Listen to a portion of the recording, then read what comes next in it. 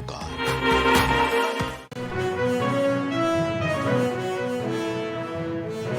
सभी विभागों के खाली पदों पर होगी नियुक्ति। सीएम योगी ने सभी पदों की नियुक्ति के दिए आदेश।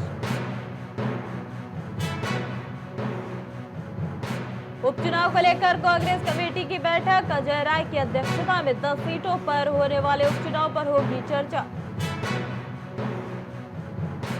सपा मिशन उपचुनाव की तैयारियों में जुटी। मतदाता जोड़ो अभियान चलाएगी सपा। जनता को मुद्दे पर लामबंद करेगी सपा। केंद्रीय मंत्री गिरिराज सिंह का सपा पर हमला। सपा का माफियाओं से रिश्ता, किसी भी अपराधी पर एक्शन से होता है दर्द। तिरुपति लड्डू विवाद का मामला, जांचे गए 4 कंपनियों के सैंपल। एक कंपनी के घी में मिली है मिलावट।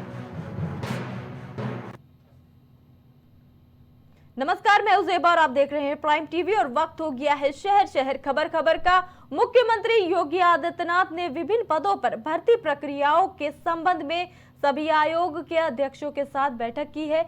मुख्यमंत्री ने निर्देश दिया कि सभी विभागों में खाली पदों की भर्ती प्रस्ताव जल्द आयोग की भेजी जाएगी ताकि आयोग इससे जुड़ी भर्ती प्रक्रिया तुरंत शुरू करे। बता दें कि मुख्यमंत्री ने यह भी कहा कि किसी भी विभाग की तरफ से भर्ती प्रक्रिया को लेकर कोई भी प्रस्ताव लंबित न रखा जाए।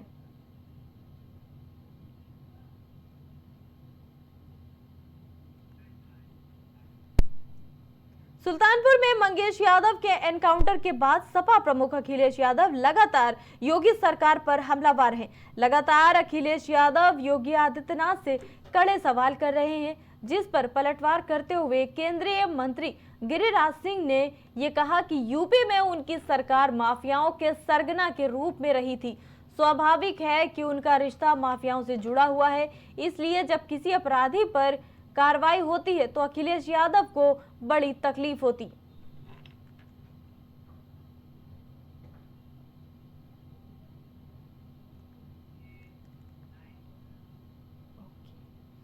जी बता दें, गिरिराज सिंह ने ये बड़ा बयान देकर सपा पर सीधे निशाना साधा है। उनका ये कहना है कि माफियाओं से रिश्ता है सपा का, और उनके इस बयान से बता दें कि सियासत तेज होती हुई। उन्होंने कहा है अपने बयान में कि किसी अपराधी पर जब एक्शन होता है तो सपा को दर्द होता है, और अपराधियों से रिश्ता बता डाला है सपा मुखिया अखिलेश यादव का।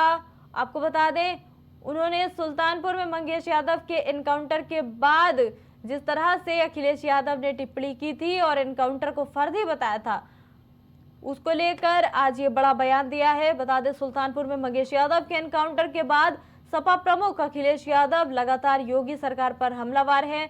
लगातार अखिलेश योगी आदित्यनाथ से कड़े सवाल कर रहे हैं, जिस पर पलटवार करते हुए केंद्रीय मंत्री गिरिराज सिंह ने कहा कि यूपी में उनकी सरकार माफियाओं के सरगना के रूप में रह रही है। स्वाभाविक है कि उनका रिश्ता माफियाओं से जुड़ा है, इसलिए जब किसी अपराधी पर कड़ी कार्रवाई होती है तो अखिलेश यादव को बड़ी तकलीफ होती।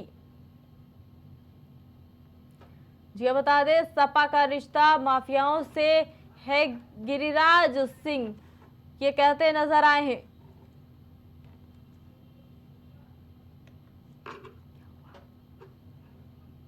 और खबर पर अधिक जानकारी के साथ संवाददाता आशुतोष जुड़ चुके हैं हमारे साथ।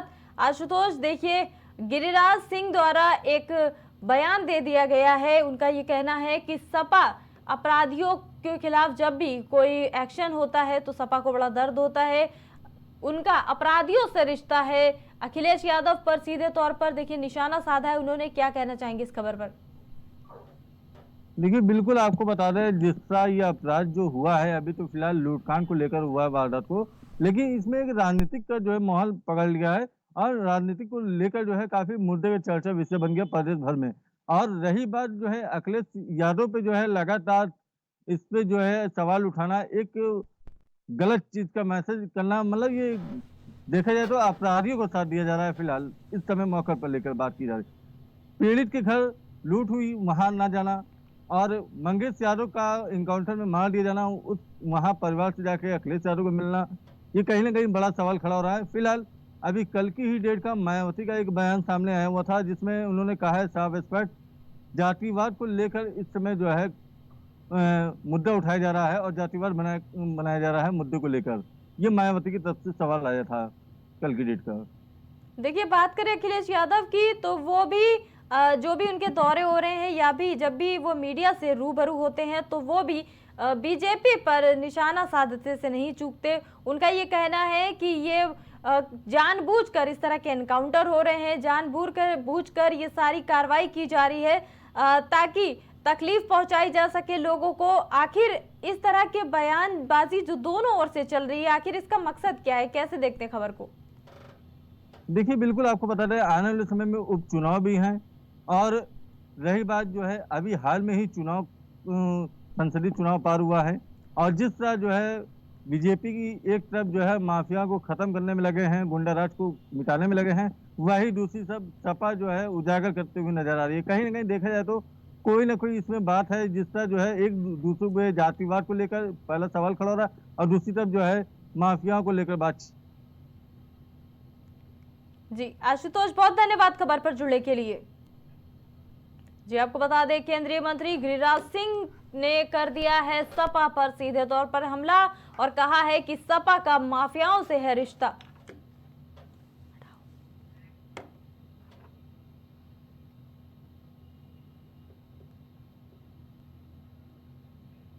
उत्तर प्रदेश में होने वाले उपचुनाव को लेकर सभी पार्टियां जोरों पर जुट गई है तैयारी में। वहीं इसी संबंध में आज प्रदेश में कांग्रेस कमेटी की बैठक होगी, जिसमें प्रदेश अध्यक्ष अजय राय पदाधिकारी और कार्यकर्ताओं के साथ चर्चा करेंगे और उनसे चुनाव को लेकर फीडबैक भी लेंगे।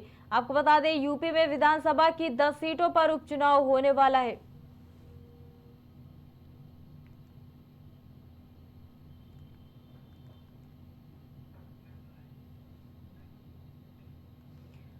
और बढ़ते अगली खबर की ओर, सपा उपचुनाव वाली सीटों पर मतदाता जोड़ो अभियान अब चलाने जा रही है। बता दें कि इस अभियान के जरिए किसानों, नौजवानों, महिलाओं के मुद्दे पर लामबंद किया जाएगा। इस अभियान के तहत सपा के प्रमुख पदाधिकारी बूथ स्तर पर जाकर काम करेंगे।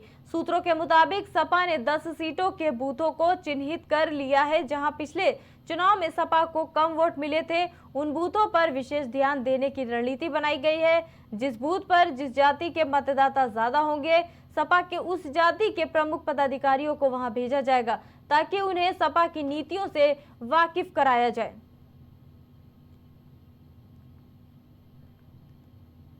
जी बता दें, मिशन उपचुनाव की तैयारी में जुट चुकी है समाजवादी पार्टी और सपा मुखिया अखिलेश यादव इस वक्त उपचुनाव को लेकर दौरे करते नजर आ रहे हैं।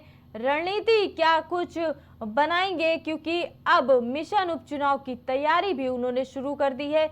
मिशन उपचुनाव के अंतर्गत वो लोगों को जोड़ने की अपील कर रहे हैं, अभियान में जोड़ेंगे। आपको बता दें, मतदाता अभियान में जोड़ने की कोशिश करेंगे। मिशन उपचुनाव की तैयारी में जुट गई है सपा। मतदाता जोड़ो अभियान चलाने जा रही है सपा, जिसको लेकर तैयारियां जोरों पर है। बता दें, सपा उपचुनाव वाली सीटों पर मतदाता जोड़ो अभियान चलाने जा रही है। अभियान के जरिए किसानों, नौजवानों, महिलाओं के मुद्दे पर लामबंद किया जाएगा। इस अभियान के तहत सपा के प्रमुख पदाधिकारी बूथ स्तर पर जाकर काम करेंगे। सूत्रों के मुताबिक सपा ने 10 सीटों के बूथों को चिन्हित कर लिया है, जहां पिछले चुनाव में सपा को कम वोट मिले थे। उन बूथों पर विशेष ध्यान देने की रणनीति बनाई गई है। जिस बूथ पर जिस जाति के मतदाता ज्यादा होंगे, सपा के उस जाति के प्रमुख पदाधिकारियों को वहां भेजा जाएगा ताकि उन्हें सपा की नीतियों से वाकिफ किया जा सके।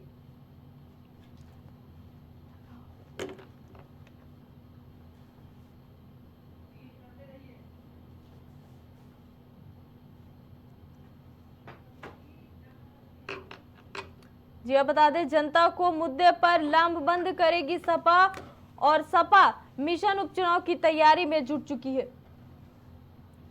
मतदाता जोड़ो अभियान चलाएगी सपा और इसकी तैयारियों में जुट गई है सपा। बता दें,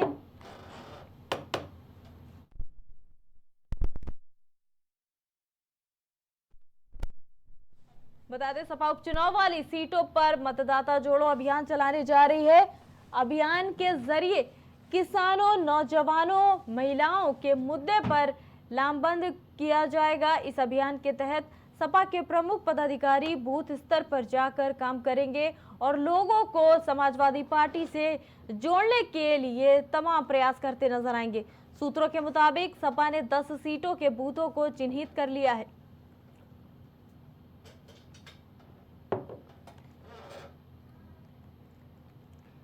आपको बता दें, जहां पिछले चुनाव में सपा को कम वोट मिले थे, उन बूथों पर विशेष ध्यान देने की रणनीति बनाई गई है। और बता दें, सपा जुट गई है मतदाता अभियान को लेकर। जनता को मुद्दे पर लामबंद करेगी सपा और समाजवादी पार्टी के सभी कार्यकर्ता मिशन उपचुनाव में जुड़ चुके हैं। और खबर पर अधिक जानकारी के साथ हमारे सहयोगी राजेश एक बार फिर से लाइव हमारे साथ जुड़ चुके हैं। राजेश, देखिए, सपा मिशन उपचुनाव की तैयारी में जुट चुकी है। अगर हम बात करें क्या है मिशन उपचुनाव, इसको समझाएं।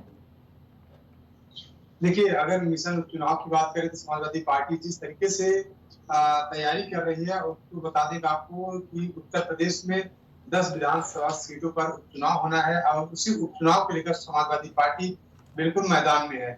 और उसी के साथ में आपको बताएं कि समाजवादी पार्टी मतदाता जोड़ो अभियान चला रही है। और अभियान में अगर बात की जाए तो जिस तरीके से समाजवादी पार्टी लोकसभा के चुनाव में ऐतिहासिक जीत हासिल की थी, उसी तरीके से समाजवादी पार्टी उत्तर प्रदेश की 10 सीटों पर जो होने वाले उपचुनाव है, इन 10 सीटों को अपने पाले में लाने की पूरी पुरजोर कोशिश कर रही है। क्योंकि आपको बता दें कि इन 10 सीटों में से 5 सीटें ऐसी थी जो समाजवादी पार्टी के खाते में पहले भी थी और अब समाजवादी पार्टी 10 सीटों पर समाजवादी पार्टी की नजर है, जिसको लेकर समाजवादी पार्टी मैदान में है। देखिए, ऐसा कहा जा रहा है कि सपा के जो प्रमुख पदाधिकारी हैं वो बूथ स्तर पर जाकर काम करेंगे। बूथों को चिन्हित भी इसके लिए किया गया है। जहां पर इनको सीटें कम मिली थी उसको स्पेशली साधने की कोशिश करेंगे कि इनका वोट बैंक बढ़ सके। क्या कहेंगे इस पर? बिल्कुल, समाजवादी पार्टी जो पिछली बार की अगर बात करें, जो 10 विधानसभा सीटें पर चुनाव होना है, इसमें से 5 सीटें जो समाजवादी पार्टी के पास नहीं थी, उन 5 सीटों पर समाजवादी पार्टी पूरे दमखम के साथ वहां के जो कार्यकर्ता हैं, वहां के जो पदाधिकारी हैं, उनके साथ भी कई बार बैठक कर चुकी है। उसको लेकर तमाम तरीके के फीडबैक समाजवादी पार्टी ले रही है। लेकिन वहीं अगर हम बात करें बीजेपी की, तो बीजेपी भी लगातार, अगर जैसे बात करें हम योगी आदित्यनाथ की, योगी आदित्यनाथ उन 10 सीटों पर जहां पर विधानसभा चुनाव होने हैं, उन सीटों पर लगातार दौरा कर रहे हैं। वहां के युवाओं को नियुक्ति पत्र बांट रहे हैं, उनके रोजगार के लिए व्यवस्था कर रहे हैं, रोजगार मेला लगवा रहे हैं, उनको तमाम तरीके का ऋण वितरित कर रहे हैं। तो जाहिर सी बात है कि बीजेपी भी कहीं न कहीं देखा जाए तो पीछे नहीं है समाजवादी पार्टी से। लेकिन बीजेपी की अगर बात करें तो जैसे अगर बात करें हम अम्बेडकर नगर की, अगर बात करें अयोध्या की मिल्कीपुर सीट है, अम्बेडकर नगर की कटहरी सीट है। दोनों सीटों पर मुख्यमंत्री योगी आदित्यनाथ खुद मोर्चा संभाले हुए हैं और लगातार वहां पर जाकर वहां के लोगों को संबोधित कर रहे हैं। लेकिन जिस तरीके से अभी अगर हाल में देखा जाए तो समाजवादी पार्टी के एक कार्यकर्ता थे, पदाधिकारी थे, उनके साथ में जो वहां का एक मामला, बलात्कार का मामला था, वो सामने आया था। उसको लेकर समाजवादी पार्टी की किरकिरी हुई थी। लेकिन अभी उसके बाद फिर हाल की अगर बात करें तो एक दलित लड़की के साथ राम मंदिर परिसर में जिस तरीके से उसके साथ 9 लोगों ने रेप किया, और उसका जो मुख्य आरोपी है, उसका बाप, उसके पिता जो है वो बीजेपी से संबंधित है, बीजेपी से संबंध रखता है। तो जाहिर सी बात है, जिस तरीके से एक के बाद एक पार्टियों के ऊपर ब्लेम लगते आए हैं, कहीं कहीं उसका भी खामियाजा इस उपचुनाव में देखने के लिए मिल सकता है। लेकिन अगर बात करें समाजवादी पार्टी की, समाजवादी पार्टी पूरे दमखम के साथ अखिलेश यादव लगे हुए हैं और 10 की 10 सीटें जीतने की पूरी कोशिश। देखिए राजेश, अगर हम बीजेपी की बात करें यहाँ पर, तो उन्होंने सदस्यता अभियान चलाया और काफी अच्छे लेवल पर भारी संख्या में उनका सपोर्ट भी किया। जनता ने सदस्यता अभियान में बहुत सारे लोग जुड़े हैं भाजपा से। और अब यहाँ सपा से भी ये जानकारी सामने आ रही है, जिस तरह से मिशन उपचुनाव तैयारी में जुट गई है सपा और तमाम लोगों को मतदाता जोड़ो अभियान से जोड़ने अब जा रही है सपा। क्या लगता है, जिस तरह से भाजपा को सहयोग किया है जनता ने, तो क्या सपा को भी सहयोग करते दिखेंगे लोग? कितने तादाद में आपके हिसाब से लोग जुड़ सकते हैं इस अभियान से? देखिए जब अगर बात करें सदस्यता अभियान की, जिस तरीके से बीजेपी लगातार सदस्यता अभियान चला रही थी और खास करके उत्तर प्रदेश में बीजेपी ने 2 करोड़ नए सदस्यों को जोड़ने के लिए लक्ष्य रखा था। लेकिन अगर बात करें समाजवादी पार्टी की, समाजवादी पार्टी मतदाता जोड़ो अभियान चला रही है, क्योंकि नए मतदाताओं को जोड़ने के लिए अभियान चला रही है। लेकिन अगर देखा जाए तो समाजवादी पार्टी को फायदा इसलिए मिल सकता है क्योंकि जिस तरीके से उत्तर प्रदेश में सारे पेपर लीक होते आए, युवा बीजेपी से नाराज था, समाजवादी पार्टी के पाली में वोट कर सकता है। उसके साथ साथ हम आपको बता दें कि जिस तरीके से समाजवादी पार्टी पीडीओ के लेकर आगे बढ़ रही, पीडीए को लेकर, तो कहीं कहीं देखा जाए तो पीडीए अगर लामबंद होता है तो जाहिर सी बात है अखिलेश यादव को फायदा मिल सकता है, समाजवादी पार्टी को फायदा मिल सकता है। लेकिन वही अगर बात करें बीजेपी को, अगर पीडीए बीजेपी के पक्ष में नहीं जाता है तो कहीं कहीं देखा जाए बीजेपी को नुकसान, इस जो उपचुनाव है, विधानसभा उपचुनाव है, इसमें नुकसान उठाना पड़ सकता है बीजेपी को। लेकिन वही अगर हम बात करें बीएसपी की, बीएसपी भी इस विधानसभा के उपचुनाव में 10 सीटों पर ताल ठोक रही है, क्योंकि जो उसके कोर वोटर है, कहीं कहीं उन कोर वोटर को बीजेपी अपने पाले में लाने की पूरी कोशिश करेगी। अभी जैसा आपको बता दूं कि अभी लोकसभा के चुनाव में जो बीएसपी के कोर वोटर थे, एससी एसटी वर्ग के जो लोग थे, कहीं कहीं देखा जाए तो वो इंडिया गठबंधन की तरफ पलायन किए थे। तो जाहिर सी बात है उनको फिर से अपने पाले में लाने के लिए, उनको वापस लाने के लिए मायावती भी बिल्कुल पूरी तरीके से पूरी कोशिश कर रही है। लेकिन अब इस 10 सीटों पर जो चुनाव होना है, इसमें क्या होगा ये तो आने वाला वक्त है। बिल्कुल बिल्कुल राजेश, बहुत बहुत धन्यवाद इस खबर पर हमारे साथ जुड़ने के लिए।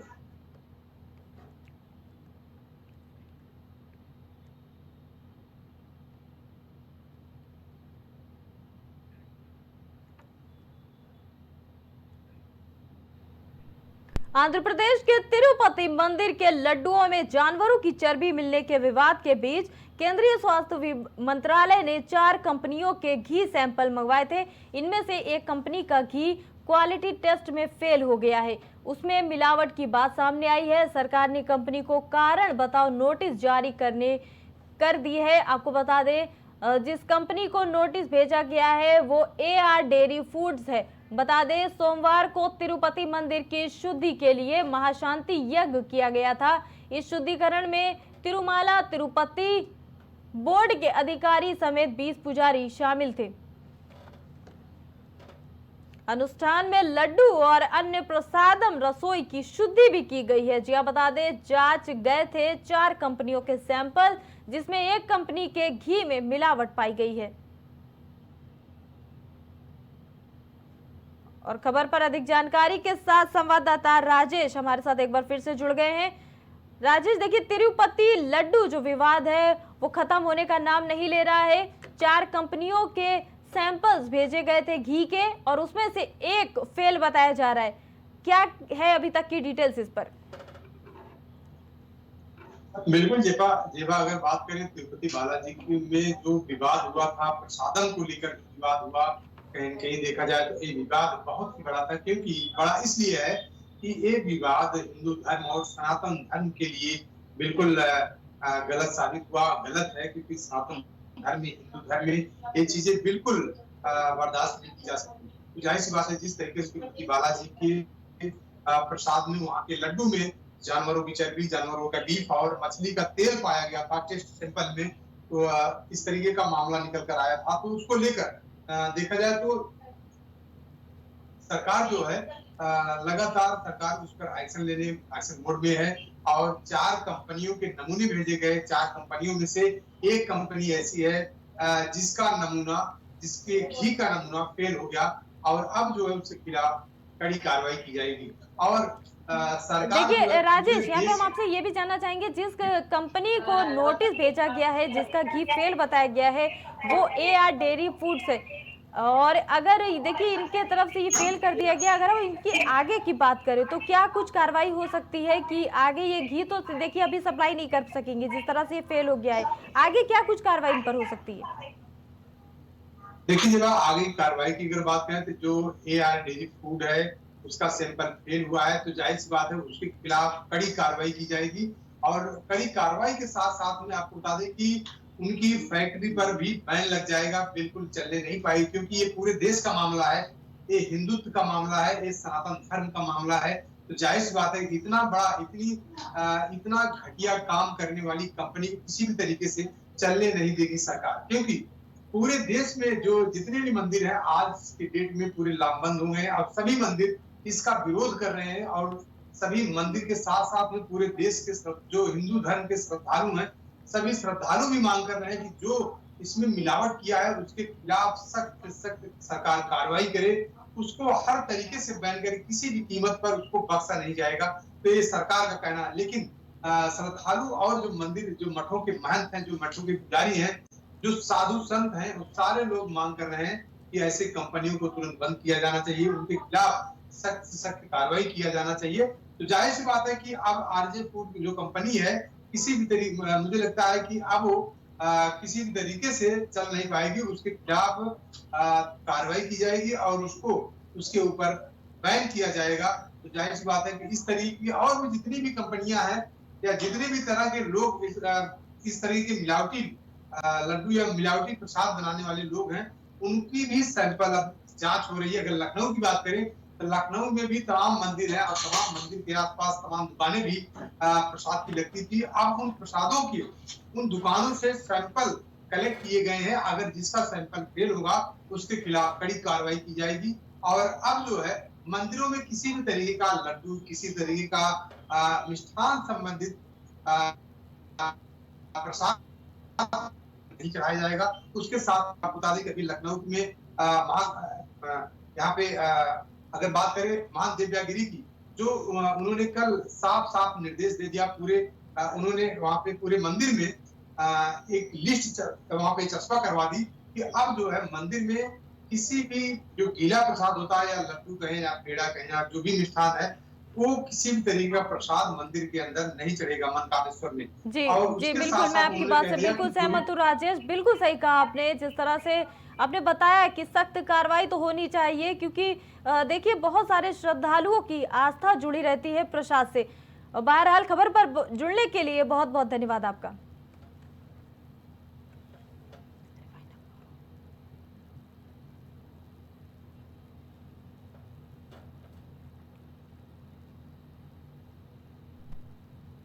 शहर खबर में अभी के लिए इतना ही। बाकी तमाम खबरों के लिए आप देखते रहिए